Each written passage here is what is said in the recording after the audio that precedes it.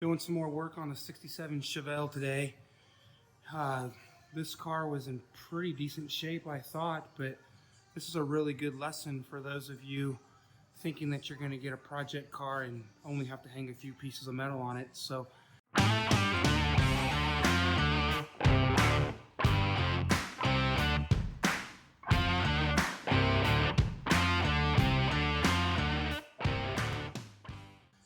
you got to always prepare for the worst on these things and expect that as you start to peel the layers back, you're going to find more and more problems. So I had originally just planned on putting in these inner kick panels and the outer cowl shoulders, as you can see here.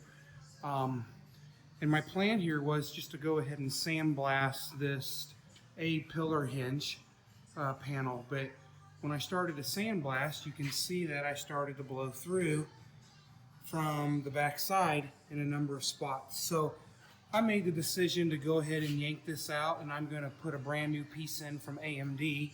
I've got it sitting right here on the floor. It's a really nice piece. It's got the original door hinge brackets, the cage nuts, and all of the brackets on the inside here. So it's a really solid piece. I'm going to be really happy with that replacement versus trying to come in and scab something together. I'm putting so much new metal and putting so much work into this that I'm not going to start cutting corners now. The one thing I'm not too excited about is if I would have known that I needed to replace that hinge pillar, I would have done it before I started to cut all of this out of here. I essentially have nothing holding the kick panels and the torque boxes to the rocker hinge pillar here. The only thing really holding this car together is this piece of sheet metal here that runs from the inner structure to the cowl. So I've got it braced pretty nicely. It's a little scabbed together. I had it all braced exactly how I wanted it with my tubular steel, but I've had to steal some pieces to put some more support in. And what you can see here is I've ran one from rocker to rocker, just to give me some strength there. I've got the door jamb braced as well from the door jamb up to the A-pillar. That inner A-pillar won't go anywhere, so that'll be fine there. This piece is still in the door jamb as well, but as soon as I cut away the hinge pillar, then there will be no support there. And then I've ran a piece vertically from here up into this area here. You can't really see it very well. And that will hopefully keep the roof and everything from sagging down when I get that inner structure out. So I'll keep a real close eye on it, make sure that nothing crazy happens. But that's going to be kind of the next step here. I was really hoping to get the cowl shoulders and the inner kick panels all put back together in the car, and realize that I need to do a little bit of work out here. So when I get to the other side, I haven't cut any of that out yet over here. So when I get to this side, I will I'll do the hinge pillar first, and then that way I have a little bit of metal here that's still spot welded. That will provide some structure and support. So yeah. So we're gonna get busy on this and get this piece put in and go from there, and I'll update as we make some progress. Today I'm going to be working on getting this hinge pillar welded back into the car. You can see here that I now have the original hinge pillar all torn out.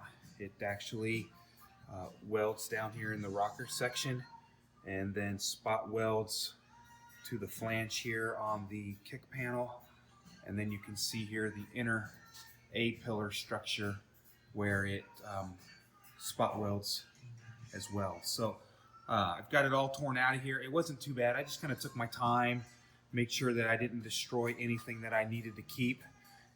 Really the only thing that I'm actually keeping from the original is the inner structure here.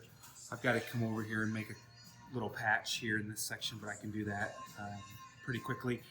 And then this is the piece that you may have seen in other videos that I've built by splicing the original kick panel portion in with the new kick panel portion. So right now I just have that clamped in, mainly just to give it a little bit of structure and shape here.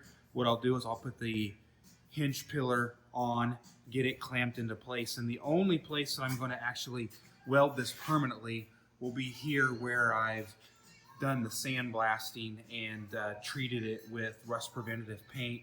And then on the weldable surfaces, you can see here that I've used my etch weld primer in those areas. So I will permanently get it welded into this section, and then I will just tack weld it here on the old rocker, because that rocker is going to have to come out. I don't want to weld it to the kick panel yet, because I'm going to have to actually pull this kick panel out once that hinge pillar is back in place. I've got to, as you can see here, I've got to prime it with epoxy primer before I put it back in. So that'll be something to do after I get the hinge pillar in. But again, this is just really here to give me some structure until I get the hinge pillar in. So you can see here that here's the original hinge pillar. And again, I took it out into sections so as not to tear too much stuff up. And then this would be the A pillar piece here that I'd cut out. So I've got those all out of there. The other thing that I'll do is I will put a small, very light bead of seam sealer on each of these surfaces here. The seam sealer that I used works and is compatible with resistance welding, which is what my spot welder will do. And that will help with potentially any water leaking down inside of this structure here. And so we can see here, here's the new piece that I've got sitting here ready to go in. So I'll get it clamped up, and then I'll make a quick clip here on what it looks like when it's all clamped up. And then hopefully in the next hour or so, I'll have this thing welded back into place. Well, I've got the hinge pillar all welded in here now, and I thought I'd just show a quick clip of what it looks like now that it's been installed.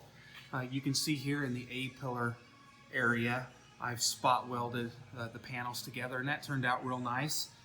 Saves me a lot of work in terms of grinding down weld beads and dressing those and putting a little bit of a skim coat. I did, however, use about 6 plug welds throughout the panel, and I've already ground and dressed those.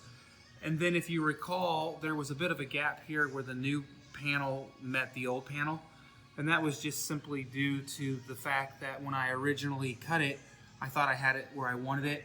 After the final test fit, I realized that I didn't quite have it where I wanted, and I readjusted it, which left a little bit of a gap up here in this area. You can see though that I've welded it and ground it and got it all cleaned up. So those areas will just take a real thin skim coat of Dynaglass.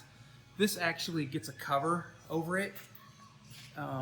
It's actually a separate A-pillar cover that screws in place, and so none of this really will be seen when it's all said and done. But I'll go ahead and finish those out. I like to put a little bit of Dynaglass on some of those welds, just in case there's any hairline seams in those that I didn't get welded completely shut. Just good insurance in terms of waterproofing. The other thing that I'll do once I get this all prepped is I will actually seam seal up in this section here, right through here. I'll put a bead of seam sealer there. You can see that the seam sealer that I put between the panels pinched out, which is always a good sign when you're spot welding, because those tongs on the spot welder, they have a way that you can set the pressure, and what you want to do is you want to see a little bit of oozing out. That's a good indication that you're getting a good pinch in those areas, and those are welding together.